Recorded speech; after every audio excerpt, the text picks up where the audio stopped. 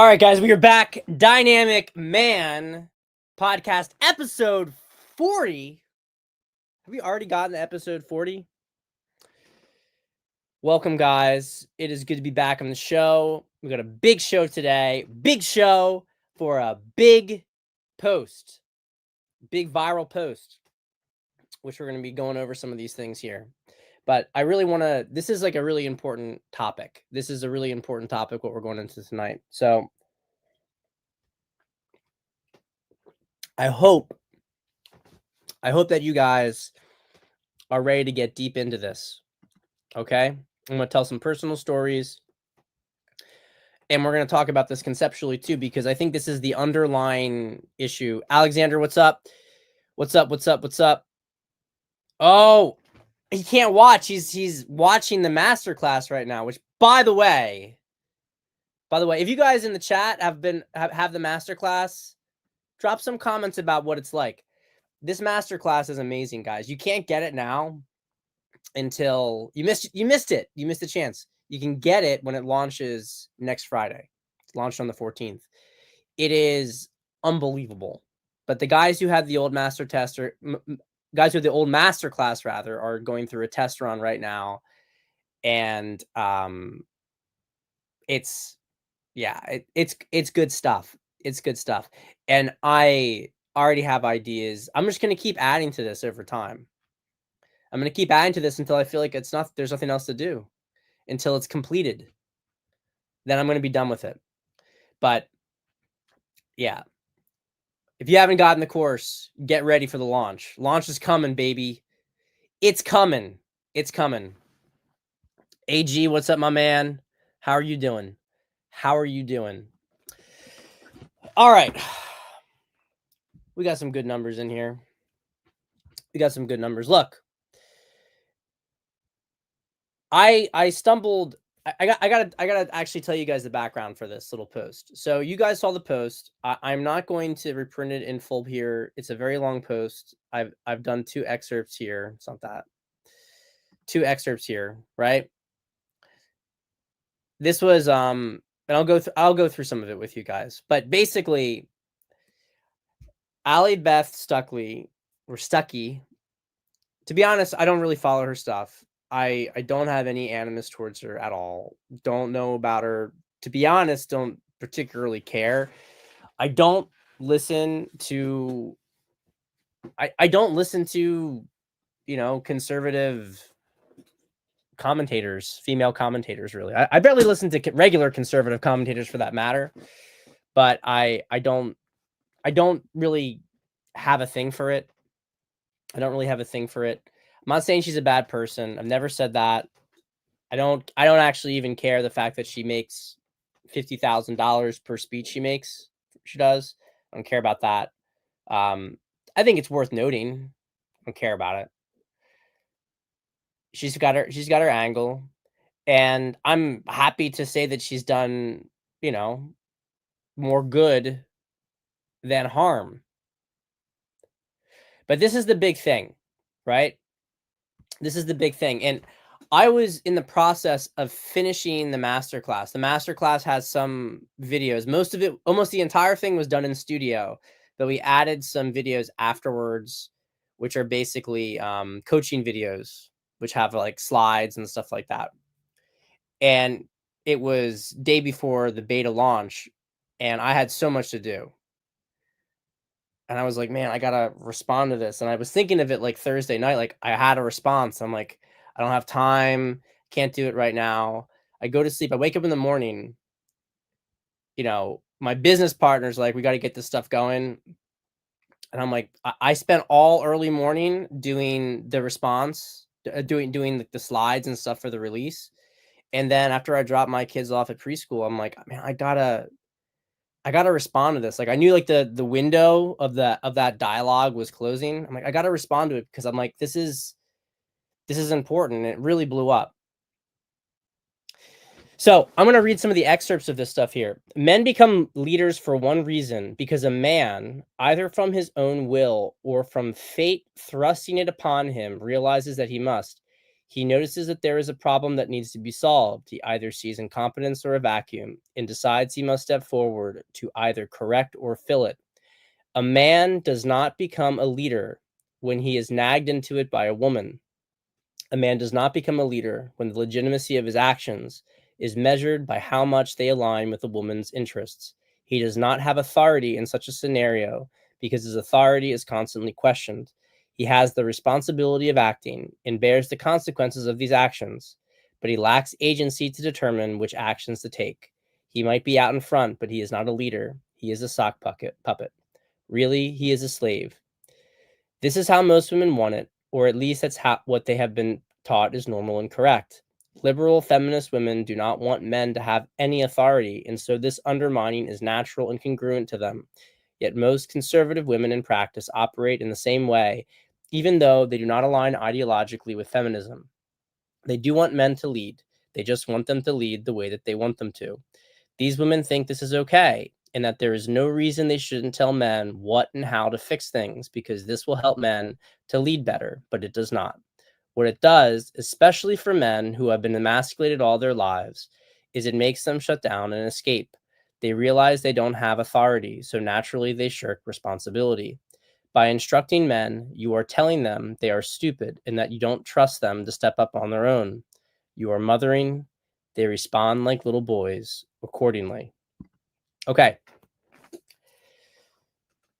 Obviously, this got a lot of responses, but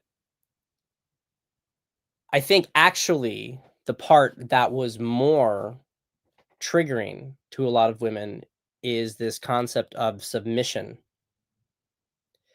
Because there is a belief that submitting makes you inferior. And what's really interesting about this, actually, is it's a very interesting thing. Why do we think that you are inferior for submitting?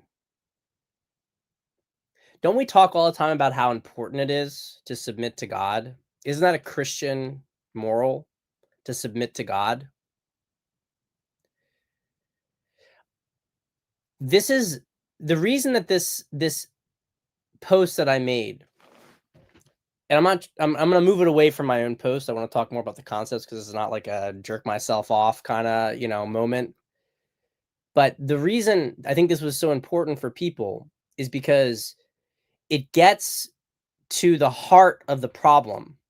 Men and women are talking past each other on these issues. The issue is that what makes a man and what makes a woman? What makes a man masculine? What makes a woman feminine? And the bottom line is that if a man does not lead, he is a failure of a man. And if a woman doesn't submit, she is a failure of a woman. And I don't think a lot of women like to be told that they're a failure, but a lot of women are a failure as a woman.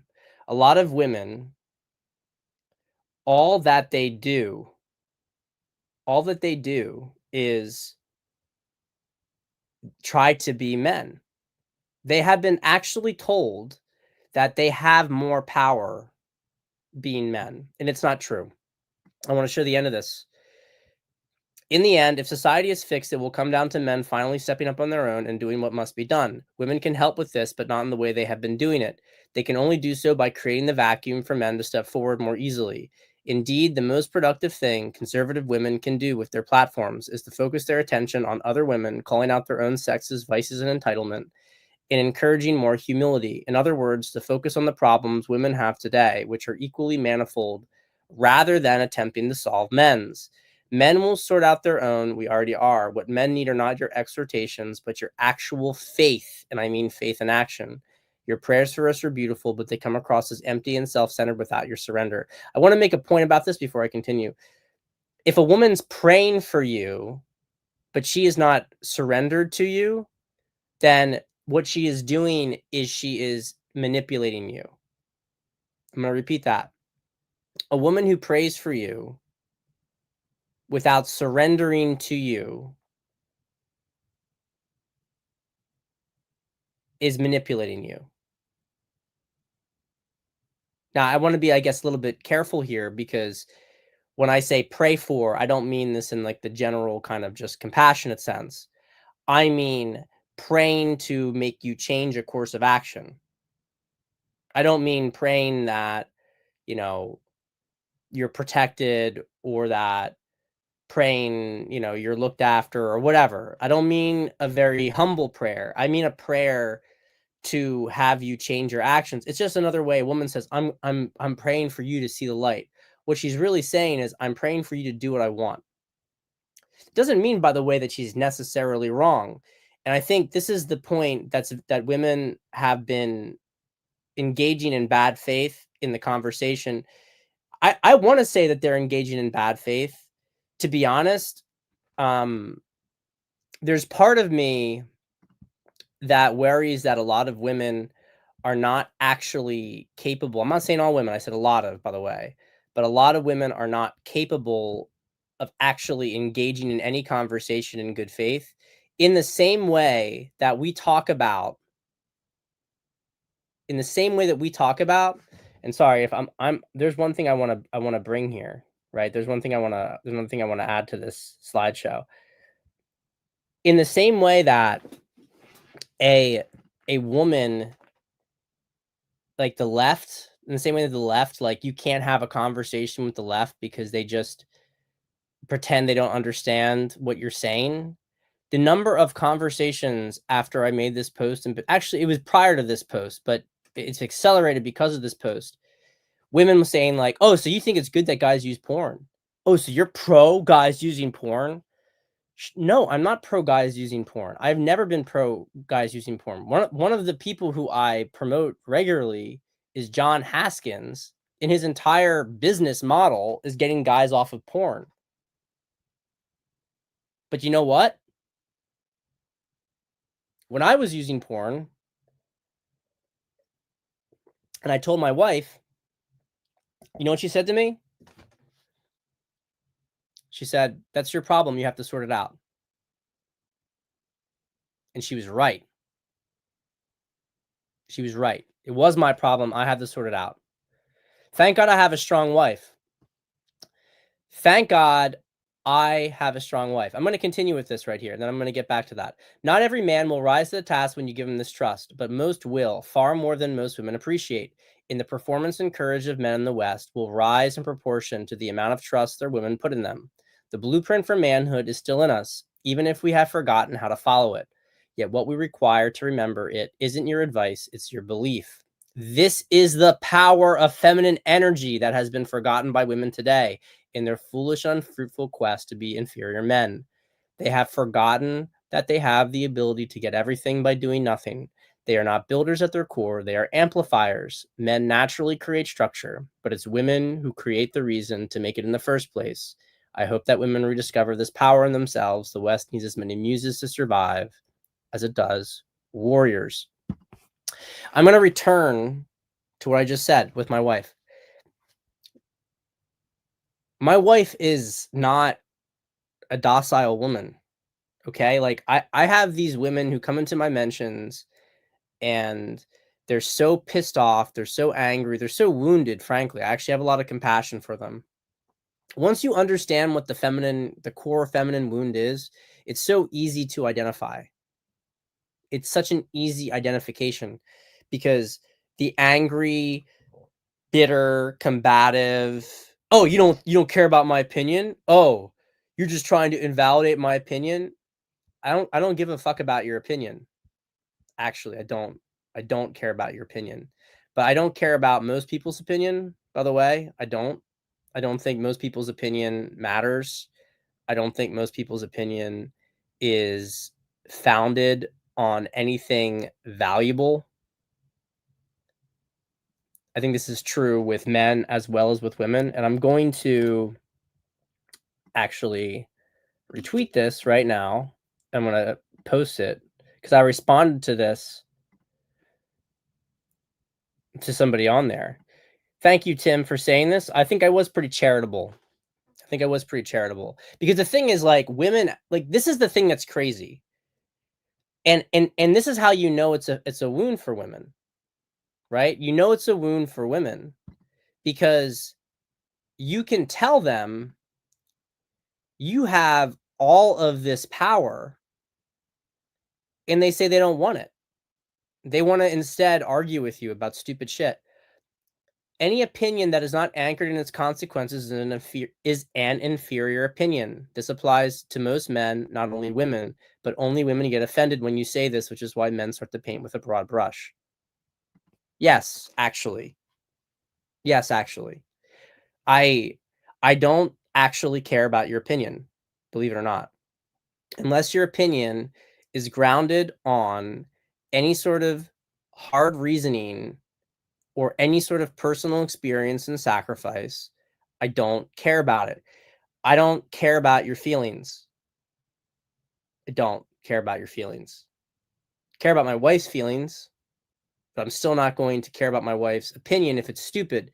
Fortunately, my wife is not stupid. My wife is actually extremely intelligent, which means that for me, I actually have a really good idea of this because my wife is about as strong as a woman as you're going to get.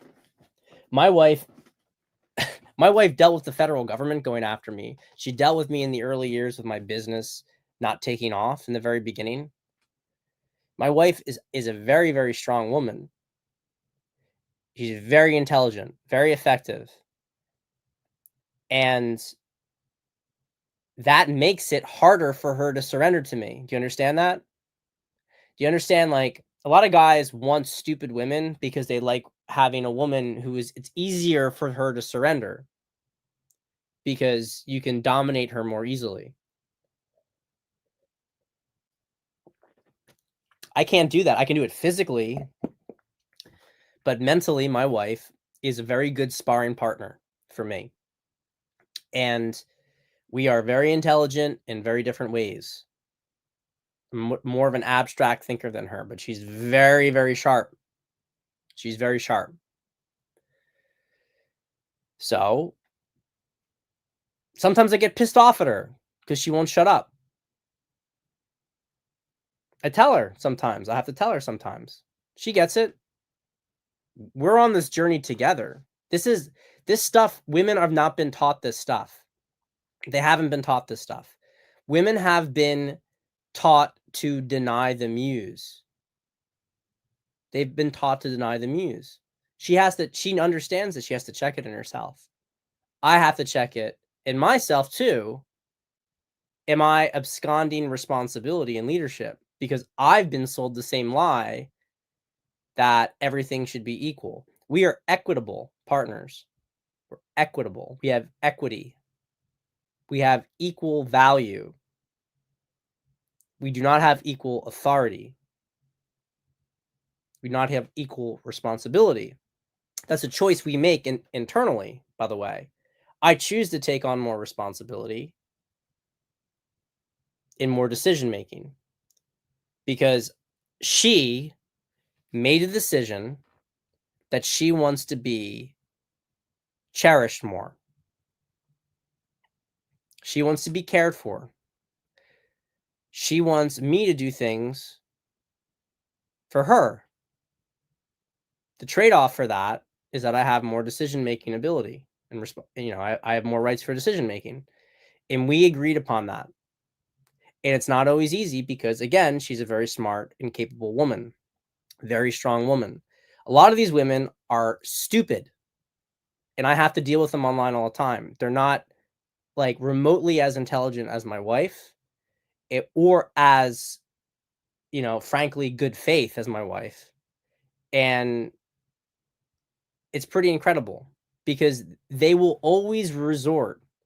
Like my wife is a woman who absolutely should be able to vote. Absolutely. It doesn't mean that I don't see like female distortions in the sense that women are all women and women all have, there's a point of objectivity that they lose, even if they're very intelligent.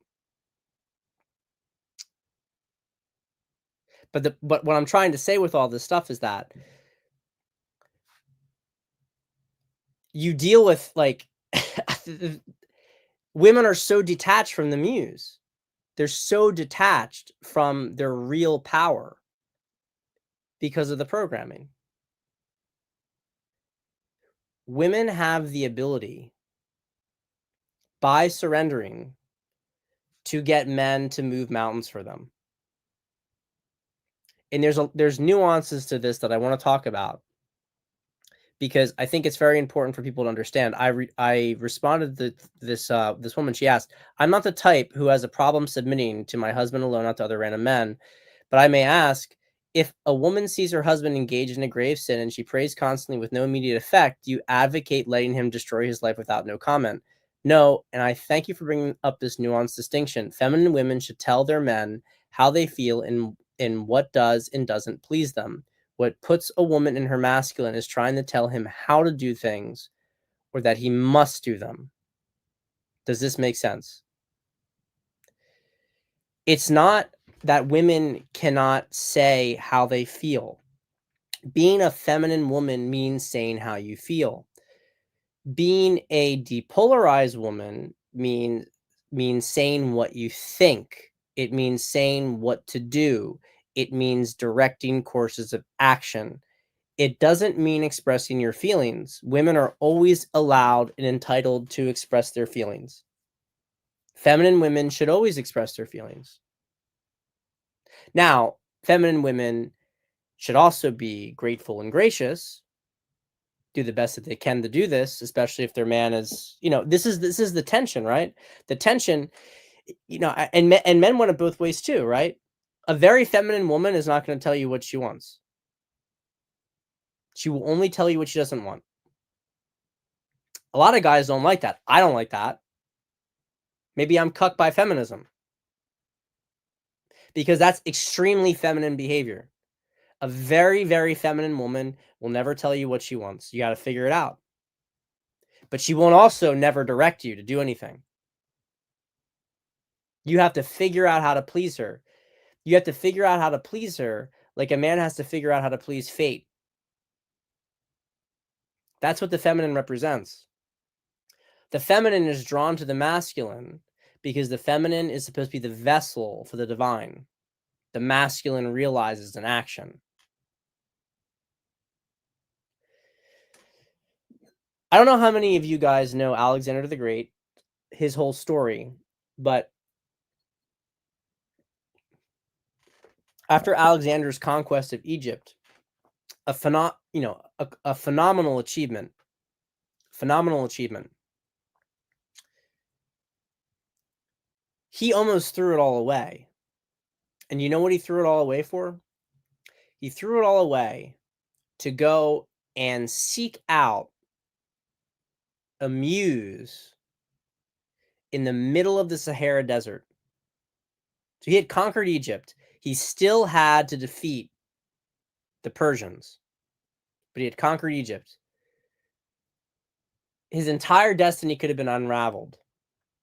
And he decided to go off with a handful of friends and find this muse in the middle of the desert because he knew he needed to find his destiny with her. He knew that she had information for him that was important to be found. And he almost died on the trek over there. It's like literally an oasis in the middle of the desert. Okay? The muse is extremely powerful, has always been extremely seductive to men, especially warriors. The more masculine a man, the more he seeks a muse. The more a man is a loser, the more he seeks a partner. No. A warrior wants amplification. Melania is a muse. What do you see? Do you see Melania ever coming out and stepping on Trump's toes? Ever? You never ever see it. But you better not think for a second that Melania is not a strong woman. You can look at her and you can see that she's a very, very strong woman, a very intimidating woman. But she is not a man. She's not a warrior. She is a muse. The feminine amplifies the masculine. The feminine channels energy into the masculine. And the masculine accomplishes it. It is the ego of women. It is the ego and the fear of women that makes women not surrender to men, because a woman can only act as a channel for feminine energy when she surrenders, in the same way that a man can only channel masculine energy when he leads. I want you guys to understand this. When we talk about, I have talked very often about men and being on their edge.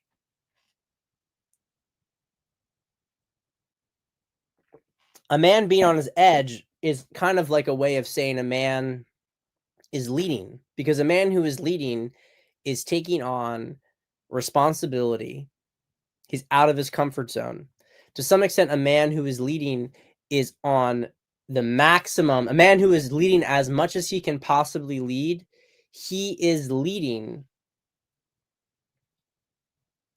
He is taking on, he's at the very edge of his possible ability to carry things, right? He is at the very, very barrier, the very edge of his capacity of responsibility. That's a man on his edge, basically. It could be that he doesn't actually have like responsibilities in life, but he's taking responsibility for his own life. A man on his edge who's base jumping, right? He's on his edge because he has to take maximum responsibility for his own life at that point. It's his edge. Okay. A woman is on her edge when she is letting go. The more a woman can let go, the more she's feminine. The more a woman can let go, the more comes to her. That's why women are drawn to like stupid shit. I don't want to say stupid shit. It's because it's not stupid. It's stupidly presented. It's just it's dumbed down. But like The Secret, you have some obese woman who reads The Secret. I'm gonna manifest my reality. There's not really any real surrender, but women are drawn to this. They're drawn to like, I'm going to just like relax and it's going to happen. They don't know how to do it because they don't know how to actually let go. Just like a lot of guys don't know how to actually lead. They want control, but they don't know how to lead. It's the same kind of thing. A lot of women don't know how to let go of control. That was the big issue with Allie Stuckley. It's the issue with all of these conservative women. It goes all the way back. I wrote a post all the way back in, I don't even know, 2022, 2021. Tomi Lahren, who's less relevant these days, but Tomi Lahren was like all pissed off about men. Men are doing this, men are doing that, blah, blah, blah. Men need to step up. I don't care. It doesn't matter. I don't care about your own outcomes because you're a reflection of your own outcomes. Conservative women paradoxically tend to be more masculine because conservative women take responsibility, and in an era where women did not have political authority, didn't have any kind of ability to directly influence politics, feminine women it didn't matter because feminine women will be under their husband, basically, right? They didn't vote. Politics is a domain of men. It's a masculine domain. I'm not saying women can't enter it, but masculine women have to enter it. Feminine women cannot succeed in high stakes business or politics. They can't without training wheels. There are masculine women out there. 10%. Power to them. I'm actually not interested. I threw out some tweet the other day about the 19th Amendment. Man, I don't care about the 19th Amendment. I am not one of those, like, I think it's actually loser talk to be like, oh, 19th Amendment. We got to get rid of the 19th. Do you think that our problems come from the 19th Amendment? The 19th Amendment is downstream of our problems. The problem started when people who had no sovereignty, people who had no direct consequences to their decisions, they had no agency, were given authority. The American Republic was a success because America was literally landowners, the people who could vote in the early American Republic were all of their own. They were kings of their own castles. I think if we're gonna have democracy survive at all, it's not about women voting. It's about anybody who is not a net contributor cannot vote. That's a COVID cabal topic, but I'm just gonna say it because it's relevant to this whole conversation here. I'm not one of these people. You think a lot of men deserve to vote more than women? There's a huge number of men who deserve to vote less than a huge number of women. Maybe more men on average deserve to vote than women. I agree with that. But it doesn't mean that there are not millions of women who will make better voting decisions than millions of men. So you repeal. I posted as a joke because you have some hot girls like, oh my god, this is the life. It's like, would you give it your vote for it? Half of them said yes, which is interesting. But the point is, it's not like I'm not like, yeah, gotta take it away from women. I don't care about. I'm all about choice, and maybe that's a flaw. Maybe I should try to take it away from people. But as far as I'm concerned, I just at this point in time, I just want to clarify the terms. The terms are that if you want authority, you have to take responsibility. That's the terms. Those are the terms. That's it.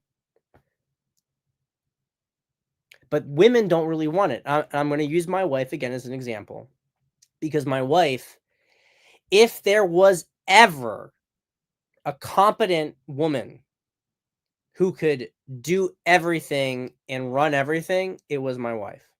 It is my wife. And she does not want to. You understand? She doesn't want to. It's not that she can't do it. Women have to get over their egos. It's not that you can't, quote unquote, do a man's job. Although I'm going to make a nuanced comment on this in a second, though. It's not that you can't, but that can you do as good of a job and does it make you happy? Because there are jobs that I could do would not make me very happy. It's not that I can't do them, theoretically. It's that my nature will sabotage me from doing them correctly. That's how it is with women. It's not that women are not cognitively equipped to make decisions. It's that women are not emotionally inclined by their nature to make good decisions.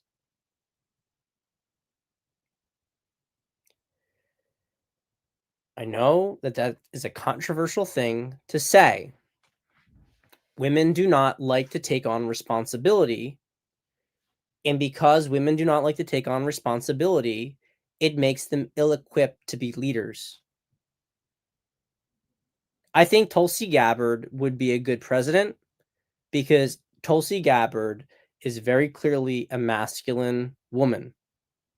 She's that 5 to 10% of women who is masculine. She could do it. She could do it. The exception, though, does not prove the rule. Kamala absolutely could not have done it. But it's not about IQ. It's not about intelligence. It's about willingness to take on responsibility. And that's what women don't get. Oh, you don't think I'm smart enough you don't think my opinion matters? Your opinion doesn't matter, not because you're not intelligent. Your opinion doesn't matter because you're not willing to take on the consequences of your opinion. If you are going to lead, you have to take on responsibility. If you won't take it on, that's okay. If you can't, if your nature makes it impossible for you to take on responsibility, makes it very difficult. And by the way, the women who are good at taking on responsibility invariably are women who have been raised or are married to strong men. It's a point of integration for a woman. A feminine woman will take on responsibility if she has been raised well and if she has a good husband. Obviously, if she has a good character too, but even a good character woman needs that. She needs the man to help build that in her. A good father will do that. A good father will make his daughters take responsibility for things, even though it's against their nature. It balances them out. It makes them better wives. In the same way that a mother will help, a good mother will help soften the heart of a man so he becomes a good husband. So he has actually caring and consideration for a woman. A man who loves his mother, not who's controlled by his mother, but a man who loves his mother will make a good husband, because that means he knows how to love a woman. A man who hates his mother is going to have a hard time loving his wife, because he's going to have I'm not saying he can't do it, but he has to be aware of this imprint. He has to separate his mother from other women, in the same way that a woman who hates her father is going to have a hard time with men. We talk about we talk about the women and their daddy issues, right? Oh, she hates her father. She's not good wife material. Yeah, because unless she's separated her father from other men, unless she's had some other man, hopefully in her life, who she can say this is what a good man is, then that is going to corrupt her ability to engage with men properly. But men do the same thing when they have an issue with women. It's the same thing. It's a mommy issue. That issue, and that's one of the issues actually with women becoming more promiscuous, especially in single mother households, is that makes men hate women. There is absolutely nothing. There's absolutely nothing that makes a boy, hate women more than having a mother who is a whore. If a teenage boy grows up with a mother who has rotations of men coming in and out of her house, he is going to hate women. Digressive topic, but it's important for the anchoring of all of this. Women need to stop trying to be like men because they're not good at being men. What men are good at is taking responsibility for their actions. And when a man isn't good at that, other men call him a failure as a man and they punish him. But men don't punish women for that instinctually because we don't expect women to have it to begin with. So when you give it to women, you say, okay, you can make decisions, but you don't want the responsibility for the decisions. Oh, you just want to be equal? Okay, we're going to make the decision together. What that means, no, we make decisions together. You hear this all the time. We make decisions together as a couple. No, you don't. No. What happens is that you tell your man what decision to make, and if it doesn't go well, it's his fault. That's what you do. That's not making decisions together. That is not making decisions together. When I was in this process with my wife, we had to address it, because she was doing some of the stuff that Allie Stuckley was doing. She wanted to be a surrendered wife, but she didn't want to give up control. I don't blame her. No one taught her to do this. I'm not angry at women for not knowing this. Again, the men don't even know how to lead. I've had my own problems with, well, why don't you do this? Why do I have to do it when you could do it? I still do it sometimes. I'm not perfect. I still do it. She wanted me to go on the phone with fucking credit card company today for some bullshit. I'm like, well, you know the situation. I don't know it. I'm like, okay, I'm going to go on it. I'm going to do it. Like, I still need you to be there because you have information I don't have, but I'm going to do it. I'm going to lead the conversation with him. It's not because she couldn't do it. It's because me doing it regulated her more. The more I could take on from it, the more regulated it made her. Again, she's totally capable of doing it on her own. Capability does not mean it makes her feel good. But a lot of women have too much of an ego to let that go. They have too much of an ego to let it go. And so when I had the situation when we were planning a trip, and I was telling my wife, yeah, this isn't going to work. She didn't like what I had planned. I'm like, what I have planned is going to work. What you have planned will not work. And she was getting upset about it. Yeah, it was like we had some guests coming and everything, and I was thinking about the guests. I was thinking about everybody's experience, including her experience. I was thinking about it because I knew how she would be when things didn't work out. And I said, what you want is not going to work this way, and what I'm proposing will give you everything you want except for the superficiality. You'll get the essence of everything you want. It was like what beach we're going to go to, what thing we're going to do. Do you want to go to a different beach? It's not going to work. Okay. Result was a huge success. And I'm not saying, by the way, that everything I do is a huge success. I'm not trying to claim that, but I'm saying this situation, it's important because it was the lead up to it was a big fight on this exact topic. And I told her, I said, if you want to plan the trip the way that you want it, if you want to be at this other place, I am absolutely fine with you doing it. But I am not planning a single thing. I'm not setting up a single thing. I will go along for the ride and I will not complain about anything. But I refuse to take on the responsibility for this day trip with our friends if I don't have the ability to make the decisions. So if you really feel like this is something that's important, you have a great idea, set it all up. But you have to own the entire logistics of it. She didn't like that at first. Why would she like it? It's not how we were taught. She understood in the end. It was a great day. It really was a great day. That's the thing.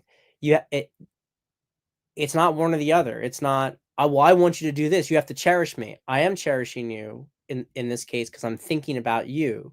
I'm thinking about how you are going to feel later on. And I'm not going to do what you want me to do now and then suffer the consequences of you being miserable later. This is why there's a huge amount of relationship issues that people have.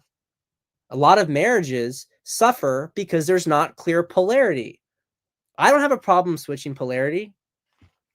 She wants to, like, I'm happy to be surprised. You want to take the day? You want to do the entire thing? You want to step into the masculine? You want to plan a whole day for me? I just sit back and relax and enjoy? I'm all about it. I don't want that on the regular. I'll take it for a day. Mix it up. But let's be clear about what we're doing here.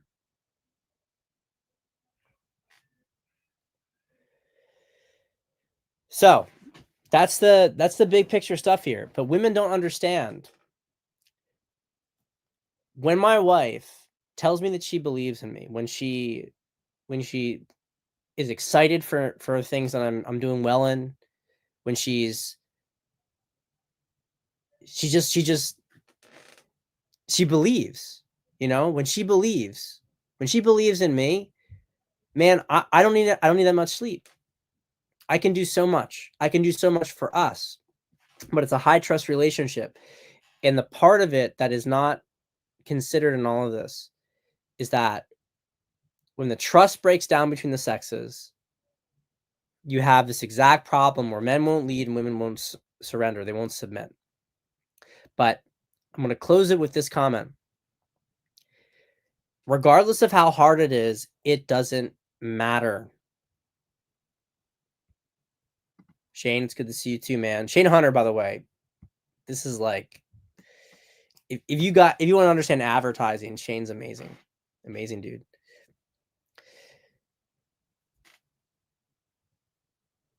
This is what it comes down to.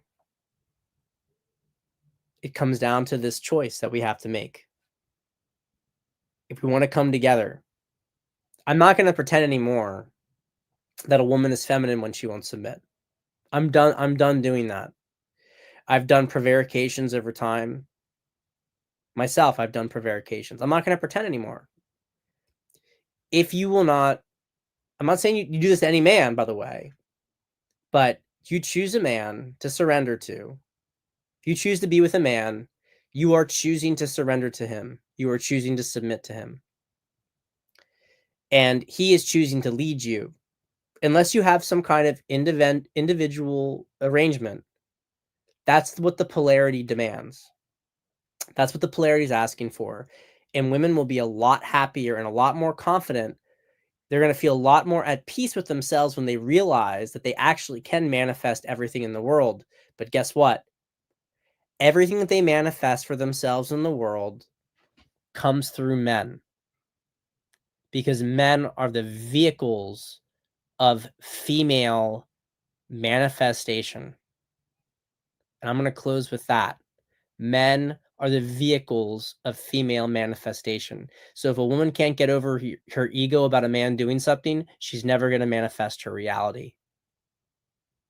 And if a man can't get over his need to control a woman rather than cherish her and care for her, he's never going to receive her divine favor, which will allow him to create truly beautiful and impressive things.